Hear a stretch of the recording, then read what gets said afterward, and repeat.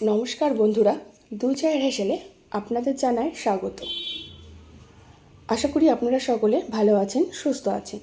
আজ আমি আপনাদের সাথে কোনো রান্নার রেসিপি শেয়ার করছি না। আমি আজ আপনাদের সাথে শেয়ার করছি আমি যে তেলটা বাড়িতে চুলের জন্য ব্যবহার করি সেই তেলের রেসিপি। এবার এই রেসিপিতে বা এই তেলের জন্য কোন কোন জিনিস আমার লাগছে সেটা একবার দেখে নিই চলুন।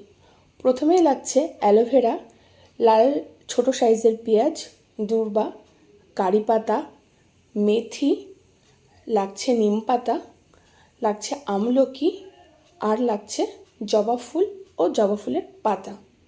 এই প্রত্যেকটা জিনিসই কিন্তু আমাদের চুলের জন্যে ভীষণভাবে উপকারী। জবা ফুল কিন্তু চুল পড়া রোধ করে এবং চুলের ফলিকল মজবুত করে। জবা ফুলের পাতা এবং জবা ফুল দুই কিন্তু এই কাজ করে থাকে। জবা ফুলের মধ্যে অ্যামিনো অ্যাসিড রয়েছে যা ক্যারাটিন প্রোটিনের উপাদান বাড়িয়ে তোলে।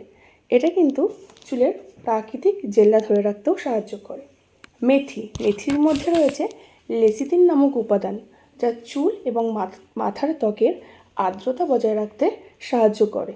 এবং মেথির মধ্যে অ্যান্টিফাঙ্গাল এবং অ্যান্টিব্যাকটেরিয়াল উপাদান যা খুশকিকে দূর করতেও কিন্তু সাহায্য করে। আমলকি কিন্তু চুলের ফলিকল মজবুত করে। আমলকির মধ্যেও অ্যান্টিব্যাকটেরিয়াল বৈশিষ্ট্য থাকায় খুশকি দূর করতে সাহায্য করে।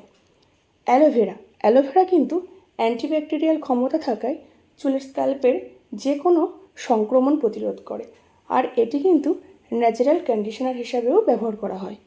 নিম পাতা কিন্তু আমাদের খুশকি দূর করতে সাহায্য করে। কারি পাতা চুল পড়া রোধ এবং চুলের বৃদ্ধিতে সাহায্য করে। এই প্রত্যেকটা জিনিসই যেহেতু অ্যান্টিব্যাকটেরিয়াল ক্ষমতা থাকার জন্য প্রত্যেকটাই কিন্তু আমাদের খুশকি দূর করতে সাহায্য করে। আর পেঁয়াজ চুল পেকে যাওয়ার আশঙ্কা কমায়, আর চুল কিন্তু ভাঙাছড়া কম করানোর জন্যে পেঁয়াজ কিন্তু খুবই উপকারী। এবং পেঁয়াজের মধ্যে কিন্তু সালফার থাকে যেটা চুলের ফলিকলকে মজবুত করে। এবার আমি সমস্ত জিনিসগুলোকে ছোট ছোট টুকরো টুকরো করে কেটে নিলাম। কেটে নেওয়ার পর একটি মিক্সারের মধ্যে আমি সব কিছুকে ভালোভাবে কিন্তু পেস্ট করে নেব। এই তেলটা কিন্তু সপ্তাহে 2 দিন ব্যবহার করা যেতেই পারে। এই তেলটা ব্যবহার করলে 8 থেকে 1 ঘন্টা মতো স্ক্যাল্পে ভালোভাবে মাসাজ করে নিতে হবে।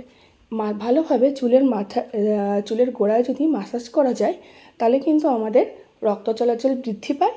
এতে কিন্তু আমাদের চুলের বৃদ্ধিতেও সাহায্য হয়। এবার সব কিছুকে ভালোভাবে একবার পেস্ট করে নেব। এই তেলটা সপ্তাহে 2 দিন ব্যবহার করতে পারেন। যারা বাইরে বেরোন না, বাড়িতেই থাকেন, তাদের ক্ষেত্রে ওভারনাইটও তেলটা কিন্তু মাথায় রেখে দেওয়া সম্ভব। কিন্তু বাড়ির বাইরে গেলে কিন্তু এইভাবে রাখা যাবে না। সেক্ষেত্রে 0.5 ঘন্টা 1 ঘন্টা রাখার পরই আপনাকে ভালোভাবে শ্যাম্পু করে নিতে হবে। এবার সব কিছুকে একটা মিহি পেস্ট করে নিলাম। পেস্ট করে নেওয়ার পর এখানে আমি নিয়ে নেব বেশ খানিকটা নারকেল তেল। এখানে আমি 500 গ্রাম মতো নারকেল তেল নিয়েছিলাম। আপনারা চাইলে ভার্জিন কোকোনাট অয়েলও ব্যবহার করতে পারেন, অথবা যে কোনো ব্র্যান্ডের নারকেল তেল কিন্তু আপনারা নিয়ে নিতেই পারেন। আমি এখানে 500 গ্রাম মতো নারকেল তেল নিয়ে ওই তেলের মধ্যে কিন্তু পেস্টটা ঢেলে দেবো। এই কাজটা কিন্তু আমি আগেই মিশিয়ে নেব, তারপর কিন্তু গ্যাসের উপর এটা বসিয়ে দেব। প্রথমেই কিন্তু আমি এটা গ্যাসের উপরে বসিয়ে করিনি। পুরো পেস্টটা তেলের সাথে একবার মিশিয়ে নেব। এইটা কিন্তু এবার একদম লো গ্যাসে অনেকটা টাইম ধরে হতে দিতে হবে। তেলের এই গ্যাসের জোরটা কিন্তু এখানে বাড়ানো যাবে না। একদম লো গ্যাসে রাখতে হবে, না হলে কিন্তু নিচটা পুরো লেগে আসবে। এইভাবে অনেকক্ষণ ধরে একটু ভালোভাবে তেলের সাথে পুরো মিশ্রণটা ভালো করে জাল করে নিতে হবে। সব শেষে দেখবেন এই সমস্ত মিক্সচার একদম কালো হয়ে এসছে আর তেলটা উপরে ভেসে উঠেছে, তখনই ভাববেন এটা একদম তৈরি।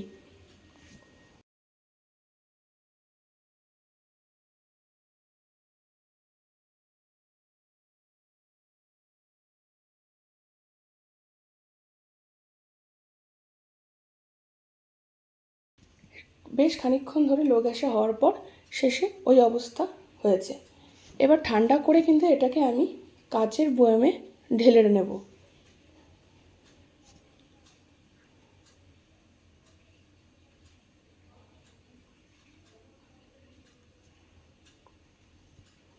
আমাদের এই আজকে অন্যরকম একটা রেসিপি আপনাদের কেমন লাগলো অবশ্যই কমেন্ট করে জানাবেন। আর ভালো লাগলে আপনারাও বাড়িতে তৈরি করে চুলের জন্য অবশ্যই ব্যবহার করতে পারেন।